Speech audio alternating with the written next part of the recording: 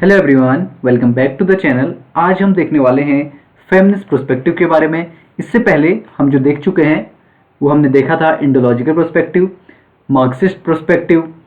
इसके अलावा हमने और कुछ पर्सपेक्टिव देखे थे। तो ये पार्ट 1 जो हमने देखा था Indian sociologist and their perspective, उसी का कंटिन्यूएशन है।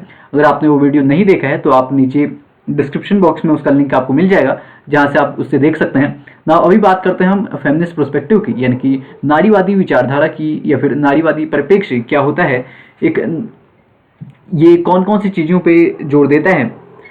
तो सबसे पहले ये बात करता है सोशल इक्वालिटी की, यानी कि सामाजिक समानता की। इनके जिस समाज में हम रह रहे हैं उस समाज में जितने भी लिंग हैं, अगर हम मेनली बात करें, अगर मेल और फीमेल के टर्म्स में बात करें, तो इन दोनों में क्या होनी चाहिए, समानता होनी चाहिए। और समानता किस रूप में होनी चाहिए, चाहे वो सामाजिक रूप से हो, चाहे वो आर्थिक रूप से हो, या फिर राजनीतिक रूप से हो। जैसे राजनीतिक रूप से इनको भी वोट करने का अधिकार मिलना चाहिए, या फिर प्रतिनिधित्व मिलना चाहिए। इसके अलावा आर्थिक रूप में देखें तो वो कार्य कर सकें जो वो चाहती हैं, यानी कि सिर्फ वो घर के कार्यों में ही सीमित न रहें, बल्कि बाहर के कार्य जो वो करना चाहती हैं वो कर सकें। और सामाजिक रूप से भी उनको समान समझा जाए पुरुषों की।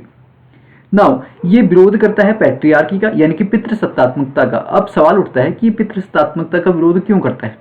तो इसके लिए हमको थोड़ा सा अपने इतिहास में झांकना पड़ेगा।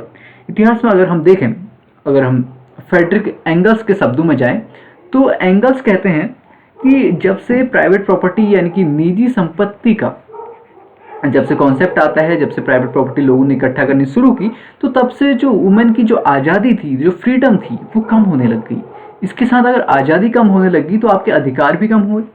अधिकार कम हुए तो धीरे धीरे उसका शोषण शुरू हुआ। नाउ ये शोषण बहुत समय तक चलता रहा, लेकिन फिर क्योंकि हमेशा से किसी भी वर्ग विशेष का शोषण नहीं हो सकता, तो कभी ना कभी तो उनमें कॉन्शियसनेस आएगी। तो जब महिलाओं ने या फिर नारीवादियों ने सोचा कि समाज में एक समानता होनी चाहिए, तो यह विचार कि तो नारीवादी, जिसको हम नारीवादी मूवमेंट्स के रूप में देखते हैं, नारीवादी वेव्स के रूप में देखते हैं, जहाँ पर वो अलग अलग तरीके के हम नारीवादी देखते हैं। लेकिन अभी हम ये देखेंगे कि इनका बेसिक आइडिया क्या है ना। ये एक बायोलॉजिकल बेस्ड इनइक्वालिटी को नहीं मानती। कहने का अर्थ है कि मेल एंड फीमेल में अगर हम देखें, महिलाओं एवं पुरुषों में अगर हम देखें, तो जैविकी रूप से यानी कि शारीरिक रूप से हमसे बहुत सारे डिफरेंसेस हमको देखने को मिलते हैं, जो कि हम सीधे सीधे देख सकते हैं। लेकिन इन डिफरेंसेस के होने के बावजूद, इनइक्वालिटीज़ के होने के बावजूद भी सोशली दोनों क्या है, इक्वल हैं। और एक ऐसे समाज की कल्पना की जाती है जहाँ पर कि लिंग पे आधारित स्तरीकरण ना हो। अब अगला सवाल आता है कि अगर यह बात करता है बराबरी की, तो इसमें नारीवादी शब्द क्यों है? इसलिए क्योंकि अगर हम ऐतिहासिक रूप से देखें तो शोषण जो होता आ रहा है वो अधिकतर महिलाओं का शोषण होता आ रहा है या नारियों का शोषण होता आ रहा है। तो इसलिए ये शब्द गढ़ा गया। और लेकिन इसका जो मेन मकसद है वो है सभी जेंडर्स की बराबरी, और सभी जेंडर्स की बराबरी ताकि दोनों को हक मिल सके और एक समाज में समानता रहे। अब आप भारतीय परिप्रेक्ष्य में देखते हैं, तो भारतीय परिप्रेक्ष्य में कौन कौन से हमको फेमिनिस्ट मिलते हैं। अगर हम वैसे वेस्टर्न सोसाइटीज़ पे देखें तो हमको फेमिनिस्ट मिलते हैं सिमोन डी बोवेर, इसके अलावा बेटी फ्रीडन, इसके अलावा और भी हमको फेमिनिस्ट मिलते हैं। सिमोन डी बोवे का एक फेमस जो बुक हम ले सकते हैं वो है द सेकंड सेक्स। नाउ इसी तरीके से भारत में भी नारीवादी परिप्रेक्ष्य जब शुरू हुआ, तो इसके जो हम मेन देखते हैं, मेन पिलर्स हम देखते हैं, जिसमें है शर्मिला रेगे, जिनको हम बोलते हैं स्टैंड पॉइंट फेमिनिस्ट। इसके अलावा वीना अग्रवाल। ना वीना अग्रवाल ने जेंडर पे तो काम किया ही किया है, साथ ही साथ इन्होंने पर्यावरण पे भी काम किया है, इन्वायरमेंट पे भी काम किया है। इसके अलावा हम लीला दुबे को देखते हैं, जिन्होंने धरती और बीज रूपक का प्रयोग किया है, यानी कि अर्थ एंड सीड मेटाफोर का प्रयोग किया है। तो ये थे हमारे भारतीय फेमिनिस्ट, जो कि बहुत ज़्यादा फेमस है। इसके अलावा और भी हो सकते हैं, लेकिन ये जो कि मुख्य हैं वो यहाँ पर है ना। अगला जो हमारा परिप्रेक्ष्य है समाज को देखने का, एक परिप्रेक्ष्य क्या होता है कि हम समाज को किस नज़रिए से देख रहे हैं, ये एक टूल की तरह कार्य करता है। तो अभी हम देख रहे हैं अधीनस्थ परिप्रेक्ष्य। अधीनस्थ परिप्रेक्ष्य कहने का अर्थ है कि अगर हम एक उदाहरण के तौर पर इसे समझना चाहें तो जब भी हम इतिहास की बात करते हैं, जब भी हम समाज की बात करते हैं, इतिहास की बात करते हैं तो हम किसकी बात करते हैं? अगर हम इतिहास जो भी हमको पढ़ाया जाता है तो वो इतिहास पढ़ाया जाता है राजाओं का, राजा महाराजाओं का, या फिर जो भी उस समाज में विशेष व्यक्ति थे, जो भी विशेष व्यक्ति थे उन्होंने कौन कौन से कार्य किए, उनका क्या योगदान रहा। लेकिन कभी बात नहीं की जाती जो आम जनता थी, जो आम जनता ने क्या किया है, या फिर किसी भी वर्तमान समाज में भी अगर देखा जाए तो आम जनता का क्या रोल रहा है, आम जनता की कैसी जिंदगी रही है, उनका कितनी सुखी है या फिर उनका शोषण हो रहा है। तो सबाल्टर्न पर्सपेक्टिव अधीनस्थों का समाजशास्त्र इसी बारे में बात करता है। तो यह एक मासेस की, यानी कि जो आम जनता है उसके बारे में बात करता है, जो भी दलित हैं, जो भी दबे हुए हैं, या फिर जो जिनका शोषण होता आ रहा है ऐतिहासिक रूप से, उनके बारे में बात करता है। यह उनकी आवाज़ बनने की कोशिश करता है जिनके बारे में अभी तक इतिहास नहीं लिखा गया है, अभी तक इतिहास नहीं गढ़ा गया है। और ये अपना जो आइडिया है वो लेता है एंटोनियो ग्राम्सी से। एंटोनियो ग्राम्सी जो कि जिनकी एक फेमस बुक है जिसका नाम है प्रिजन नोटबुक, जो उन्होंने अपने जेल में प्रवास के दौरान लिखी थी। तो ये एक हमारे लिए एक ऐसा टेक्स्ट है सबाल्टर्न में जो कि बहुत ही इंपॉर्टेंट है। ना भारत में अगर देखें तो सबाल्टर्न पर्सपेक्टिव में कौन कौन से आते हैं? अधीनस्थ समाजशास्त्रीय अध्ययन समाज का अधीनस्थ रूप में किसने किया है? तो रणजीत गुहा, गायत्री स्पिवाक, शाहिद अमीन, डेविड एर्नोल्ड, ज्ञानेंद्र पांडे, सुमित सरकार, पार्था चटर्जी। और इसके अलावा एक और नाम हमको देखने को मिलता है जो कि बहुत ज़्यादा फेमस है, जो कि है डेविड हार्डीमैन का। ना डेविड हार्डीमैन ने अपना जो फील्ड वर्क किया है वो किया है गुजरात में। गुजरात की जनजातियों पे इन्होंने अध्ययन किया है। इन्होंने वहाँ पर इन्होंने बताया कि कैसे वो ब्रिटिशर्स के या फिर जो बनियास थे उनके कैसे कर्ज के जाल में फंसे रहे और उनमें जो बुरी व्यसन थे, जैसे कि शराब वो पीते थे और सारी चीज़ें करते थे। और उसके बाद उनके एक रिफॉर्मिस्ट मूवमेंट हुआ, एक सुधारात्मक आंदोलन हुआ, जिसको कि अपनी पुस्तक द कमिंग ऑफ देवी के माध्यम से वो बताते हैं, द कमिंग ऑफ द देवी। इसके अलावा इनकी एक और पुस्तक है जो कि है फीडिंग द बनियाज।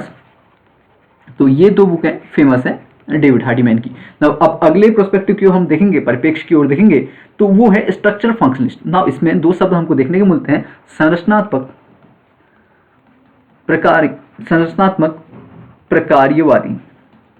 नाउ अगर हम देखें जैसे एक घर है तो घर को बनाने के लिए हमको क्या चाहिए होता है? हमको ईंटें चाहिए होती हैं, हमको उसके लिए बालू चाहिए होता है, हमको उसके डोर्स चाहिए होते हैं, हमको विंडोज चाहिए होती हैं। इसी प्रकार समाज को भी कुछ संरचनाएं बनाती हैं, कुछ ऐसे स्ट्रक्चर हैं जिनसे मिलकर समाज बनता है। तो वो स्ट्रक्चर्स में कौन कौन सी चीज़ें हम लेते हैं? उदाहरण के तौर पे उसमें हम ले सकते हैं धर्म, इसमें हम ले सकते हैं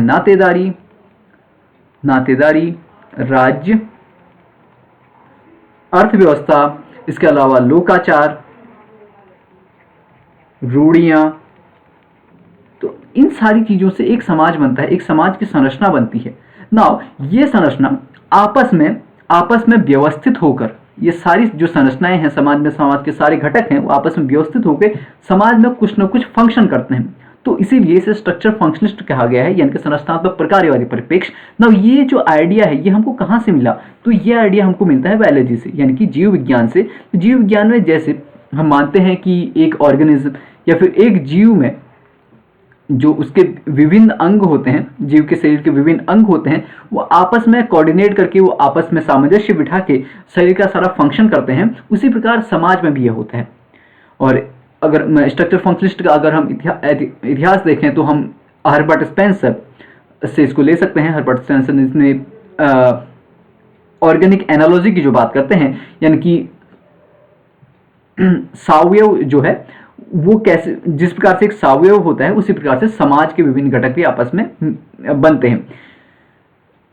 तो इसका यह एक फील्ड व्यू पे काम करता है, यानी कि क्षेत्र पे जाके हम अध्ययन करते हैं, जिसमें कि हम विभिन्न सोसाइटीज का अध्ययन करते हैं तो हम उसको इथेनोलॉजी बोल देते हैं या इथेनोग्राफी का प्रयोग करते हैं। इसके अलावा ये किन चीज़ों के अध्ययन के लिए महत्वपूर्ण है, जैसे कि हम अगर विलेज का अध्ययन कर रहे हैं, हम ट्राइब्स का अध्ययन कर रहे हैं, तो इसके लिए बहुत इंपॉर्टेंट हो जाता है कि हम स्ट्रक्चर फंक्शनलिस्ट अप्रोच का प्रयोग करें। नाउ इसके जो मेन वेस्टर्न थिंकर्स हैं जिन्होंने इसका बहुत ज़्यादा प्रीडोमिनेंटली यूज किया है, तो वो हैं रेडक्लिफ ब्राउन और इवांस प्रिचार्ड। इंडिया में हम देखेंगे तो दो नाम हमको देखने को मिलते हैं जो कि बहुत फेमस हैं, जो कि एम एन श्रीनिवास और S C Dubey. M N Srinivas ने अपनी जो कुर्क्स की स्टडी है उसमें स्ट्रक्चर फंक्शनिस्ट परिप्रेक्ष्य का प्रयोग किया था। इसके अलावा उन्होंने रामपुरा विलेज जिन पे उनकी एक बुक भी है रिमेंबर्ड विलेज में भी स्ट्रक्चर फंक्शनिस्ट परिप्रेक्ष्य का प्रयोग किया। इसके अलावा उनके अगर कुछ कॉन्सेप्ट की बात की जाए तो जैसे उन्होंने संस्कृताइजेशन यानी कि संस्कृतिकरण, डोमिनेंट कास्ट का कॉन्सेप्ट दिया है, यानी कि प्रभव जाति, जिसे हम अगर लोकल इकोनॉमिकली बोलना चाहें तो हम उसे दबंग जाति भी बोल देते हैं, जिसके कुछ फीचर उन्होंने बताए हैं, कुछ कैरेक्टरिस्टिक्स बताए हैं जिसके आधार पर कोई जाति प्रभु जाति हो सकती है। इसके अलावा एस सी दुबे ने भारतीय ग्रामों के अध्ययन के लिए स्ट्रक्चर फंक्शनिस्ट प्रोस्पेक्टिव का प्रयोग किया है। इन्होंने समीरपेट, जो कि एक गांव है हैदराबाद के पास, तो वहां पर अपना अध्ययन किया है, जहां पर उन्होंने संरचनात्मक प्रकार्यवादी परिप्रेक्ष्य का प्रयोग किया है। तो ये था हमारा छोटा सा लेक्चर। आई होप आपको पसंद आया होगा। तो अभी मिलते हैं नेक्स्ट लेक्चर में। Thank you.